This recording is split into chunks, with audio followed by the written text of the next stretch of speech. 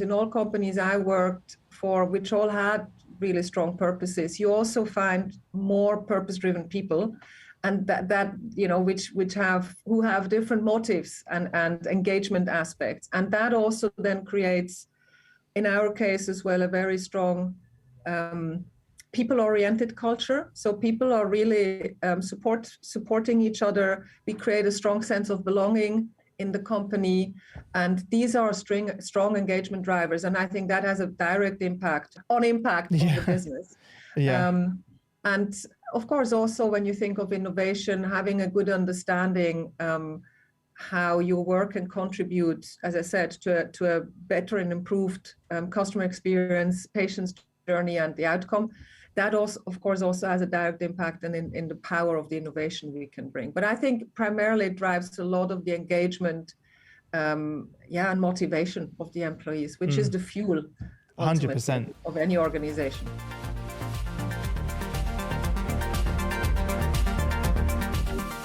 Hi everyone, welcome back to another episode of the HR Leaders Podcast. Today I'm joined by Daniela Seabrook, who's a Chief HR Officer at Philips. During the episode, we discussed the power of purpose and how Philips is making work more meaningful.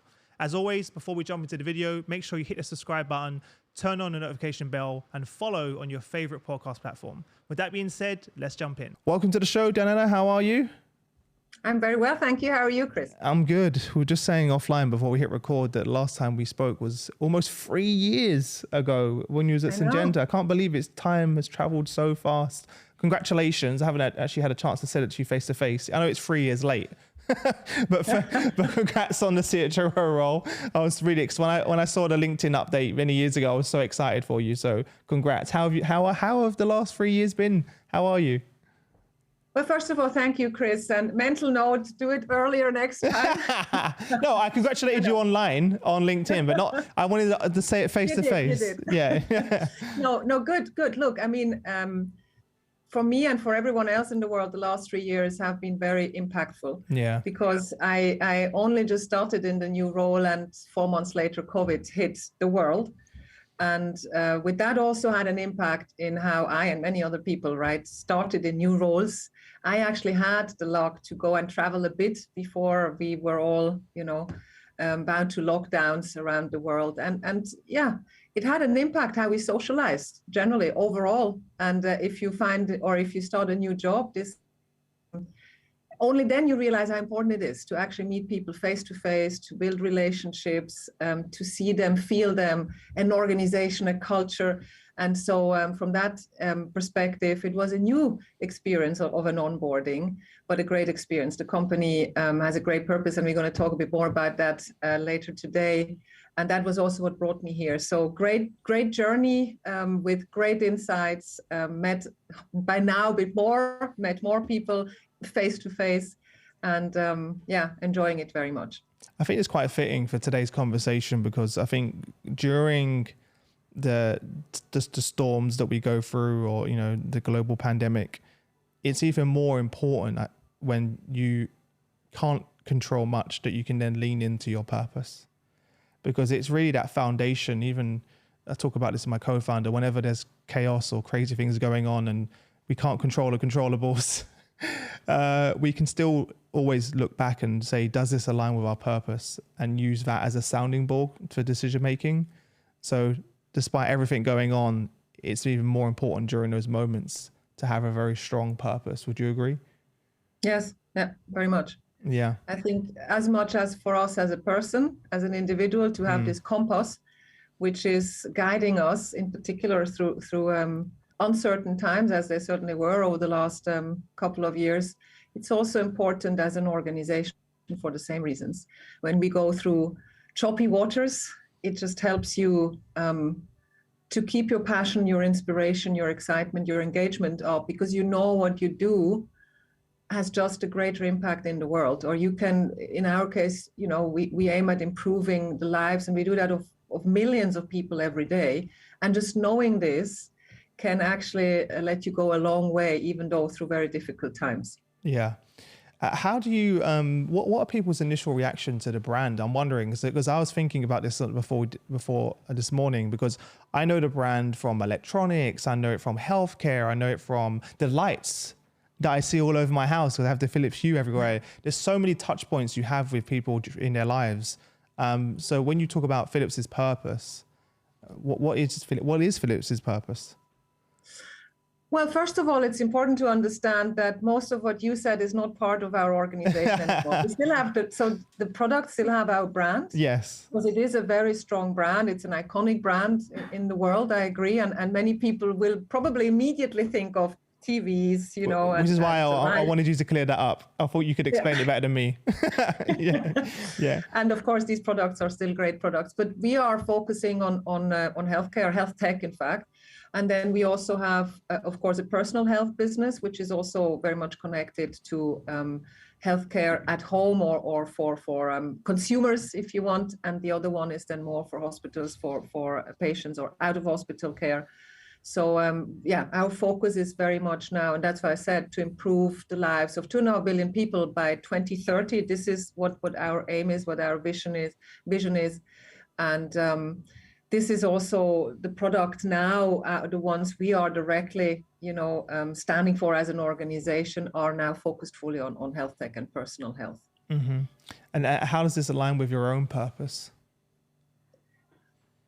So actually reflecting on what is our own purpose is an interesting question. And when I think back, even starting as a child, but certainly throughout my whole career, very important for me is that what I do at work, but generally also in life, contributes, and I said it before, to something greater than just having great products, commercialize the products, but it needs to contribute to a greater good, to improve the society, the context around us. In our case, the healthcare for people around the world, and in particular also for people who are probably less privileged when it comes to health care in their respective communities and countries, but also for people who have high privileges, because what we innovate, products for tomorrow, will improve the health of all the patients and actually of every consumer. So in the spaces where we are in. And that very much aligns with what is important to me, that what I do at work in particular can have this impact. Mm-hmm. And that fulfills me with a lot of satisfaction. Yeah, it's a good reason to get out of bed. Exactly. Every day. Have you seen, given the last 2 years and the spotlight which has been shone on the healthcare industry, because everything that's happened, have you seen more of an influx of people wanting to work in the industry, given the last 2 years? I think generally that we do see that younger generations, we clearly see a connection with working for companies with strong purposes. And there, of course, we have a big advantage to many other industries. So I would say it goes beyond healthcare, but certainly in healthcare or health tech, we see that very strongly. So, talents who join us, they say that this is one of the reasons why they actually decided to go away from an organization, maybe with different purposes or not as deeply rooted purposes as the one we have, and actually join us for exactly that reason. And maybe through COVID, that has potentially even increased. That could be, but generally we see that trend for a while already. Okay. That the purpose is a big talent attractor, and also retainer, by the way. Yeah, I can imagine from a retention perspective, very, very powerful. How have you put that into action though? What are some specific ways you're using purpose to attract talent? What are the ways you're doing this? Is it storytelling? Is it social media? What's working best? I think we do all of this, as you say, but in particular important is exactly how you started your understanding of Philips, to really clarify in what business we are in, because not everyone is always aware of that. Yeah. Because the brand is still so present, it's really important to explain what is our vision. Where are we? Where do we want to go? What's the purpose of our organization? And once we get more into those details, then people are very attracted by it, because they understand our solutions, our products are needed for the future, that we can further improve the healthcare and the health and well-being of people and of themselves. Sometimes also we of course have as an interviewer, you have your personal story, because unfortunately every one of us, or at least people we love, will be or have been a patient in their whole life.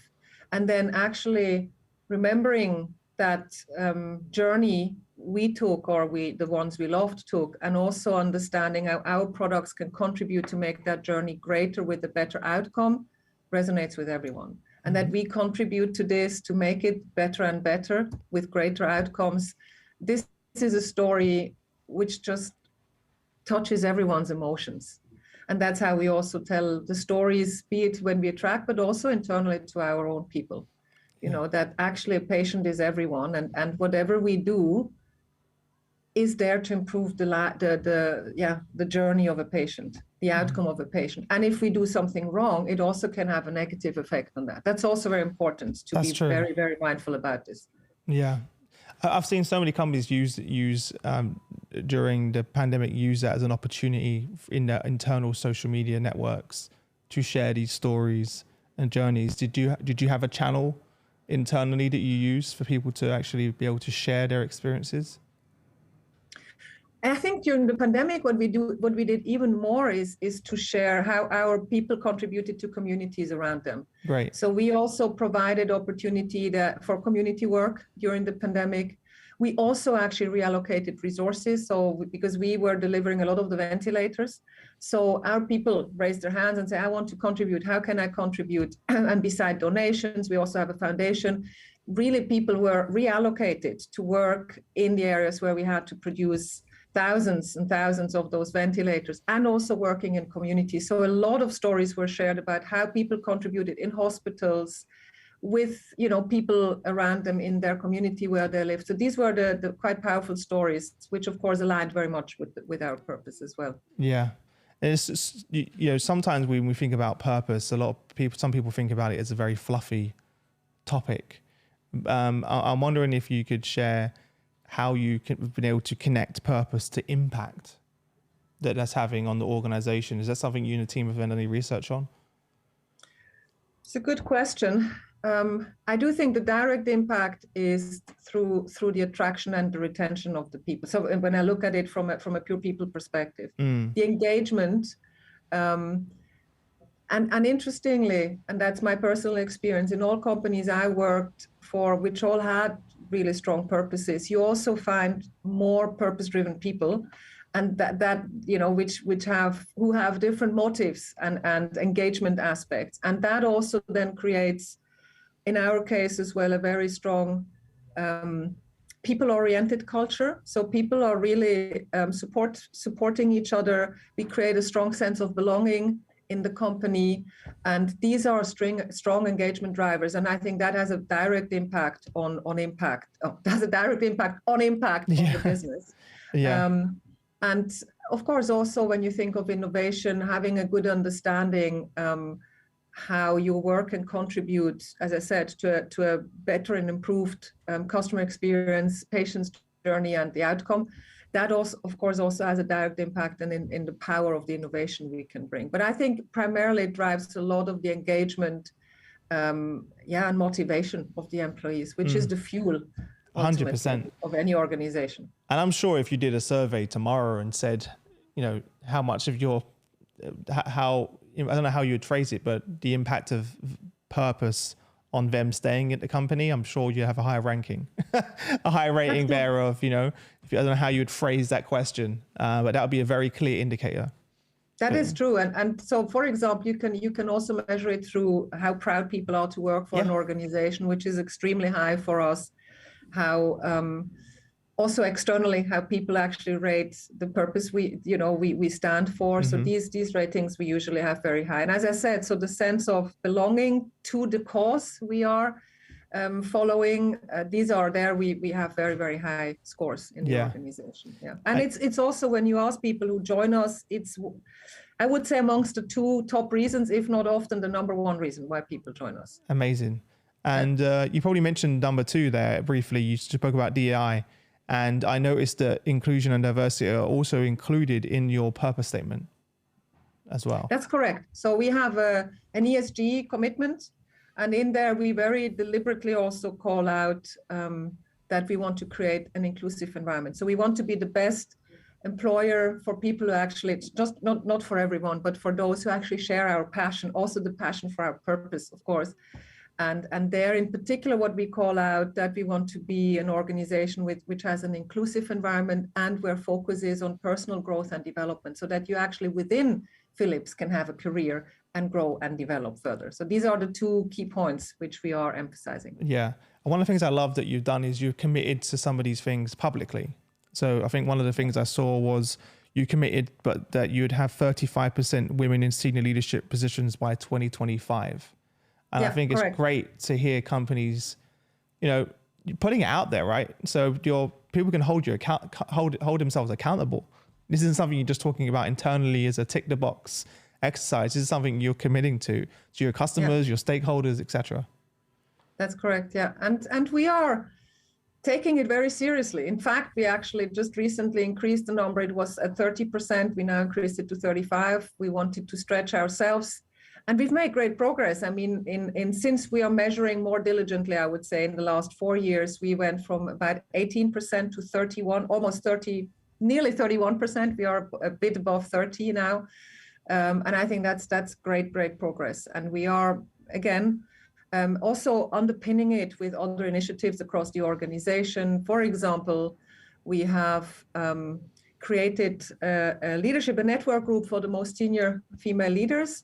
On one hand, to create this network, but on the other hand, also to give forward, so in terms of creating that network now throughout the organization. So it's almost like a cascade. On one hand, mentoring as well, but also sponsoring female leaders then and cascading that down into the whole organization. So that's one thing. Or each of our ExCo members is mentoring a couple of our senior female talents in the organization. So there are various initiatives which we are underpinning, that progress, because ultimately it needs to be carried by the leadership. Yeah. And then we can make it happen. And that's why we are making also good progress here. How are you holding your leaders accountable and making sure this is prioritized?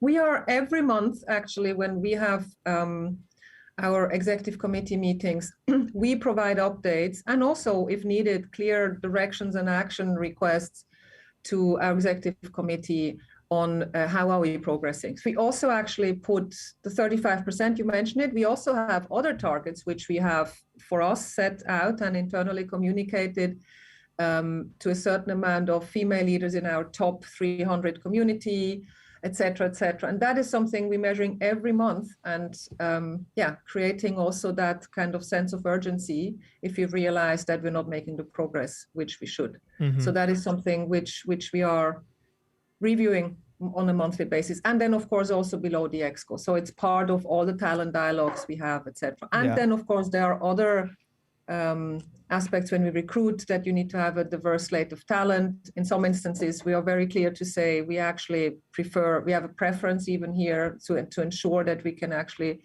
create more diverse teams when we realize that we have still an imbalance, etc. So this is how we certainly monitor it. To your question, do we have it as a global target out there where we say everyone is going to be measured on that? That's not the case. Mm-hmm. But we do have one of our 3 leadership targets for this year is about developing talent, growing the career of people. So that was one of the core, one of the 3 objectives we had for the whole company.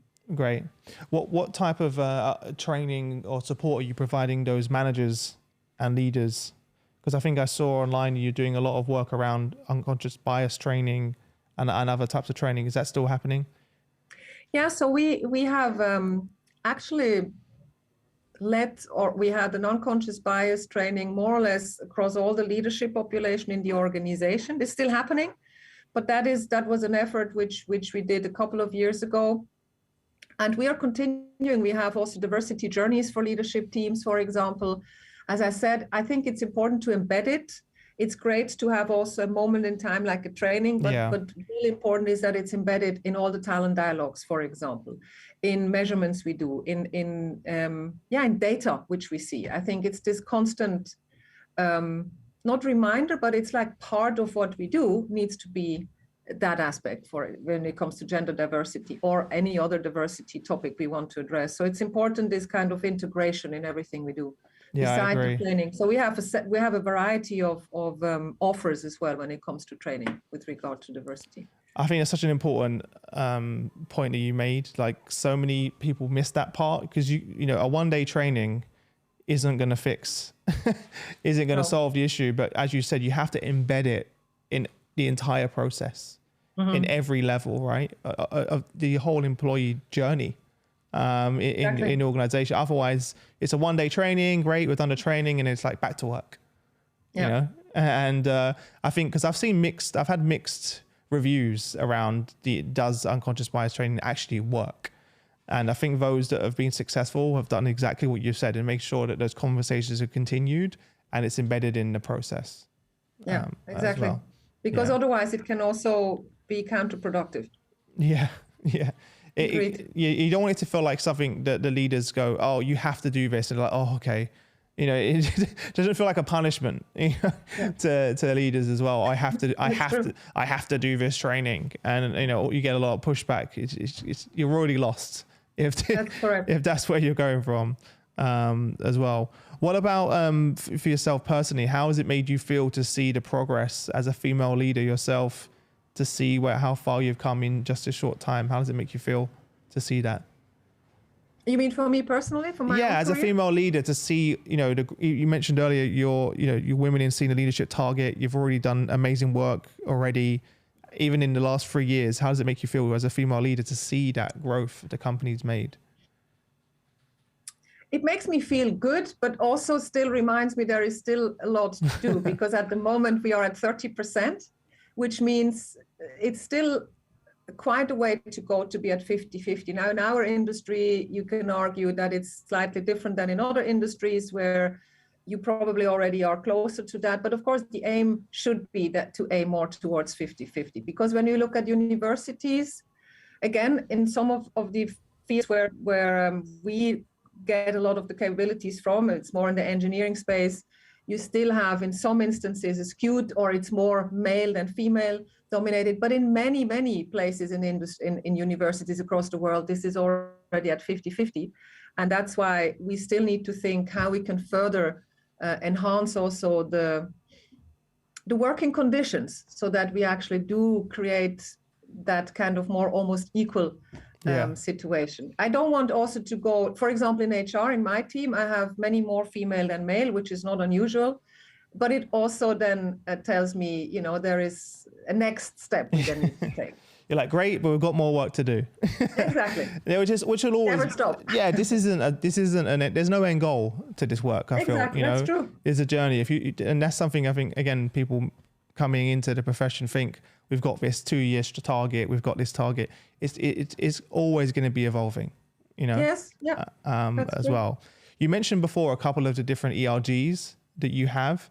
How important are those to really create a truly inclusive organization? So I think generally what is important when you think of inclusion is, and we are doing quite a lot of work on kind of psychological safety, speaking up. So this kind of understanding that you're in an organization where you should not fear to openly share your opinion, who you are, what's important to you, and also feel safe enough that you can do that. That is something. So it's a lot about behavior and mindset inclusion.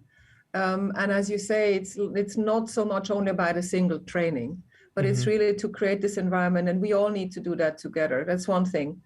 Once we have, so the ERGs, I think, are important because they create an environment where people who are like-minded feel really safe to speak up. What I envisage is that we can open up all the ERGs, that everyone, and many of them are open for in our case, but that people also can feel free outside of an ERG context, that they can speak freely. Yeah. What's important for that, and that's something which concerns me generally when I look around, is that inclusion requires acceptance of diverse thinking.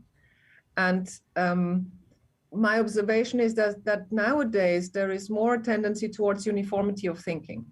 So there's almost like this is how people need to think about certain topics. And if you do not think like the same or in the same way like others, or how there is a public opinion, how things should be viewed, then if you look at social media, you get a very bad reaction. And I think that's a big danger, because it's actually going against inclusion if we do not allow the real breadth of thinking. So we are doing a lot for ERGs. We have each of them, we have executive sponsorship, and groups can be free to create new ERGs, and we support it. We also help to have more consistency across ERGs, what are principles for leading ERGs, etc. So I think that's going all very well, and we will continue, of course, to do that. But my vision is, when we can open them all up and in fact accept in the company that people will have counter review also to ERG perspectives, and we will feel good about this, And that's okay. So that for me is where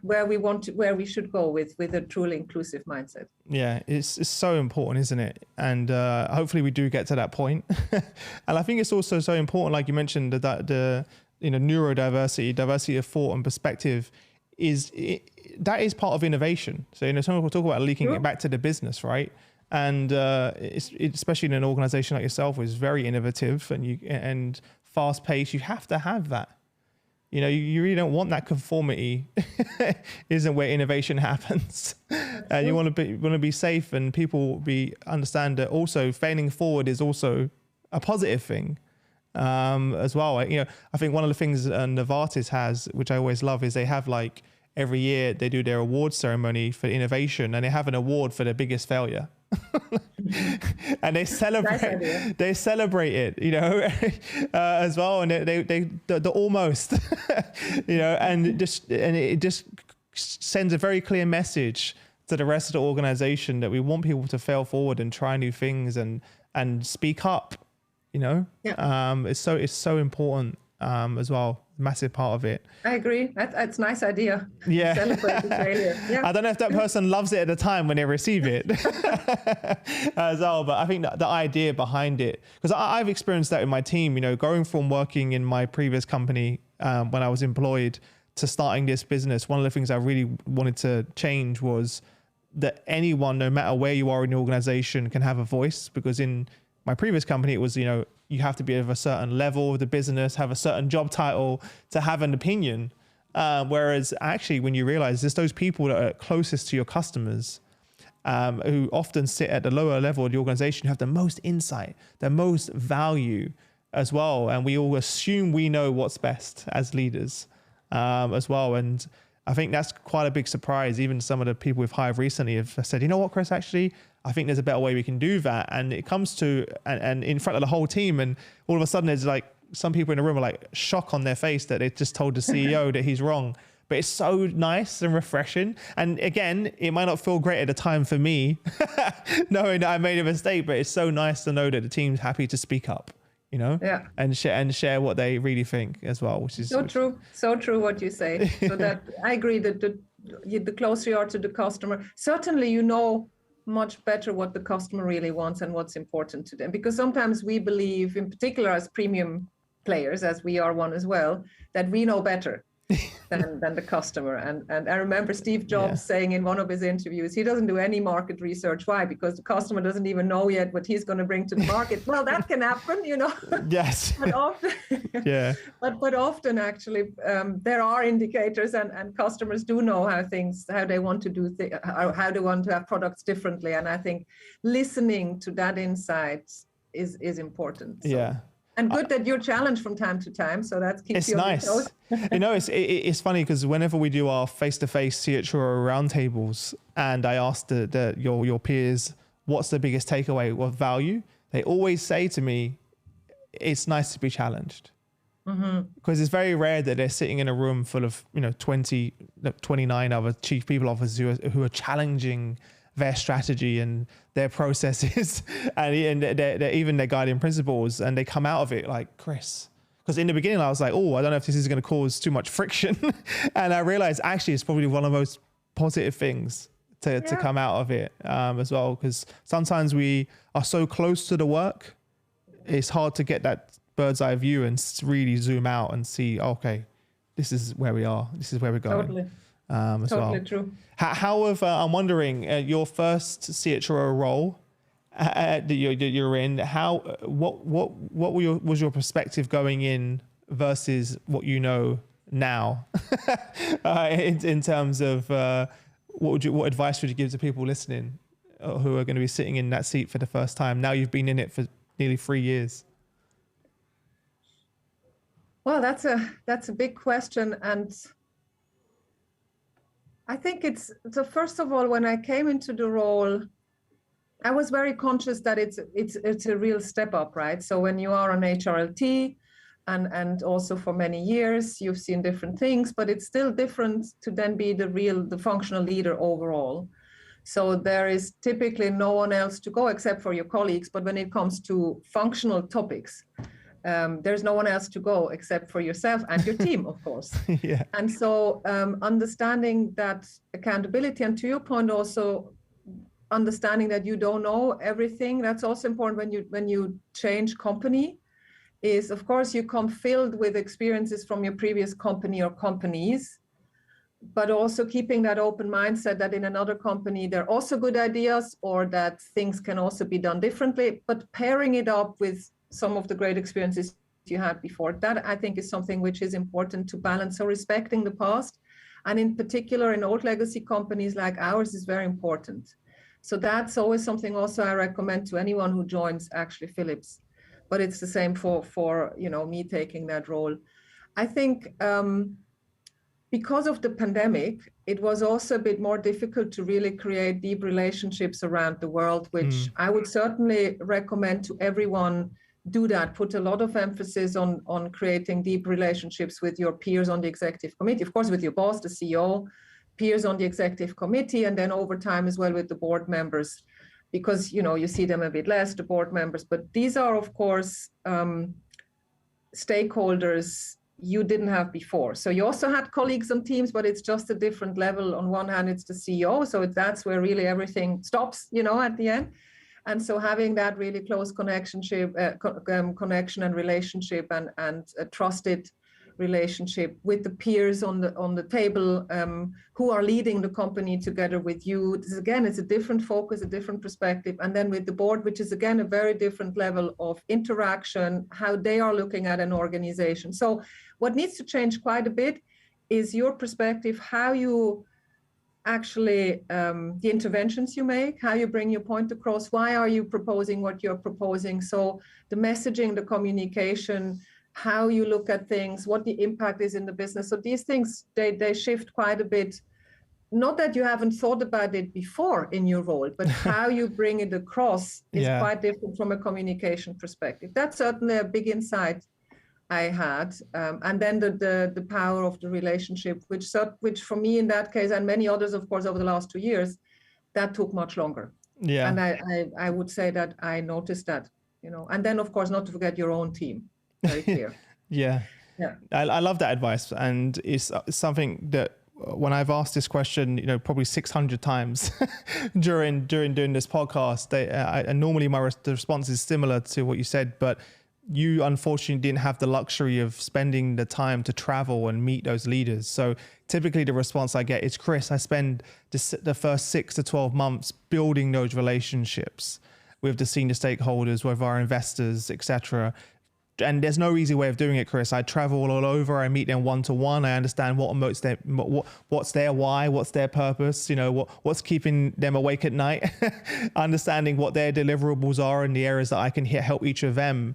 And there's no easy way of doing that. And you had a much difficult challenge because you couldn't do that whilst trying to deal with a global pandemic, whilst dealing with your own mental health and well-being and your family as well. You're juggling so much along the way. So what a time to jump in you couldn't have chosen a more difficult time to jump into the role. But I think that's really good advice for people that you've just shared as well. And I suppose there's no way of really, you can know it, you can read all the books, you can talk about it, but the only way of doing it is to jump in the deep end. I think it's good though to mentally prepare and be conscious about it. Also, in any I think role transition, but in particular when it's like to an exco, it's this very conscious decision what was the leader you want to be and show up, what's going to be your leadership principles you're going to stand for and orient yourself on. So I think spending time before you actually take on the role and be very conscious about this, and also about the things I said, how you're going to build the relationship, also take very conscious time for that, etc. That's important because you can't prepare for it, but you can make time for it. And I think that's something which we don't often miss. Yeah. We do it maybe in the first few weeks, and then we start to get so busy because, the longer or after a few weeks, people will start to come to us. There are many requirements in all the meetings we need to be, and then we stop dedicating, deliberate time for it. And that would be a strong recommendation. Don't stop it. Continue to do it. Is that so? That seems like a reflection then you've had as something you would have done differently looking back and spent more time. Yeah, I would. Yeah, fantastic. Well, listen, before I let you go, I'm going to jump into our quick fire round, which I didn't warn you about or your team because I don't tell no one about this. So I do this with every guest. So I'm going to ask you for some very quick questions. You've got 30 seconds per question. Are you ready? All right. Oh, wow. Yeah. I don't tell anyone about this. I don't want to prepare anyone. What are your hobbies and passions outside the office? Biggest passion is my family and include, so I'm married and we have a son, he's 13, and more recently we have a dog. So that's, what Nice. I like to spend my time with, go out, be with my family and friends. Amazing. If you could click your fingers and change one thing about HR, what would you change? To have a platform which connects everything in a really integrated and dynamic way so that we are freed up that actually works. Great strategic stuff. Love that. How would your friends and family describe what you do for a living? They would probably say, my son would say, she spends a lot of time in meetings and people calling her all the time at home. Yeah. I think in short, they'll say that I'll try to help people and organizations grow and be continuously prepared for the future. Love that. What legacy do you want to leave behind for your family? I think it's linked to the purpose. That's what I do. And hopefully also when I think in particular of our son, that it's important that we think of, it's never about ourselves when at work, for me at least not.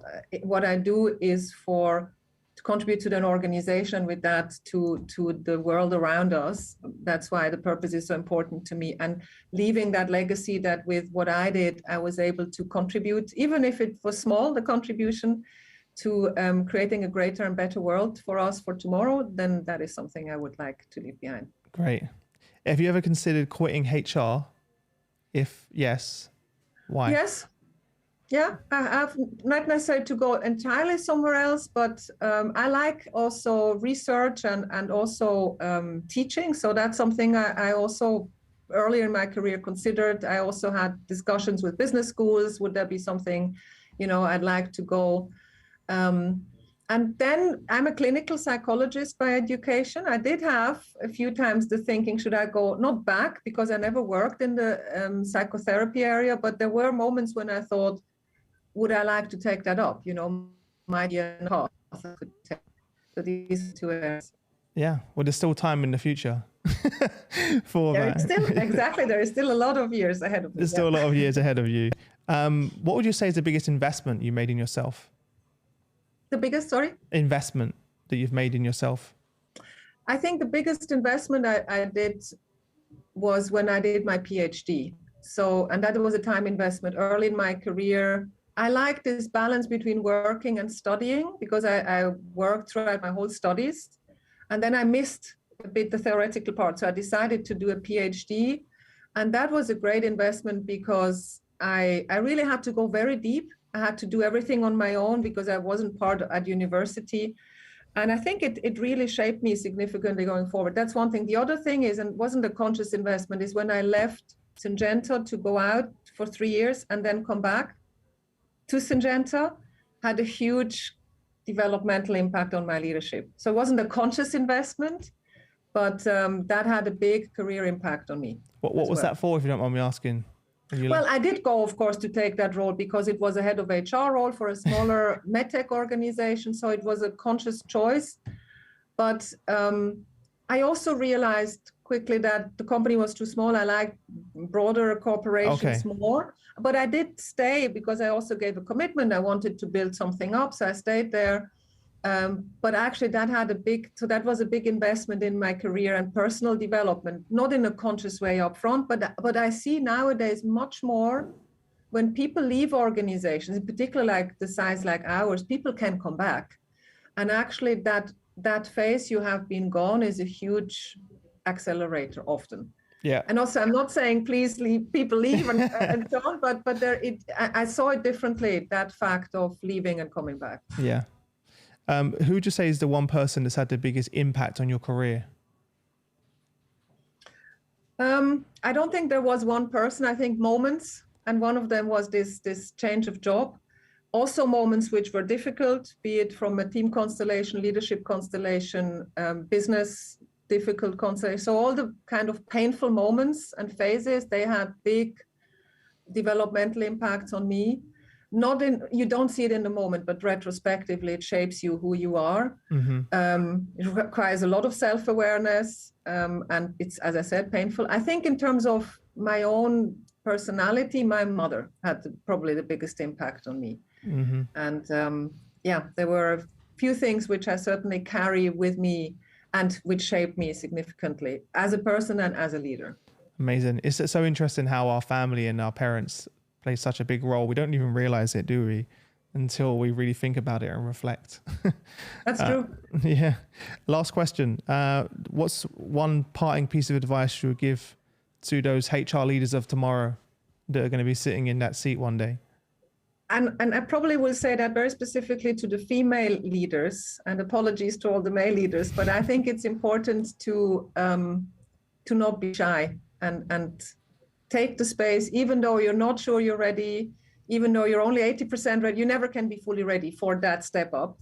And just don't be shy, go into it, prepare well, and just enjoy it, and be aware it's not going to be easy and you're going to fail, but that shouldn't hold you back. Be courageous and shy and take the space and go for it. Amazing. Well, Daniela, thanks so much for coming on the show. It's been a pleasure. And as someone who's actually from afar seen your career grow and develop, I've been doing this since I was 17, and even before you knew me, I'm always going to make it my business to follow people in their career. And I was really happy when I saw that you're in this role. And clearly, based on this conversation, it's definitely aligned with your why and your purpose. You're in the right role, and I wish you all the best until we next speak. Thank you. Thanks a lot, Chris. Same to you. It was great to see you again.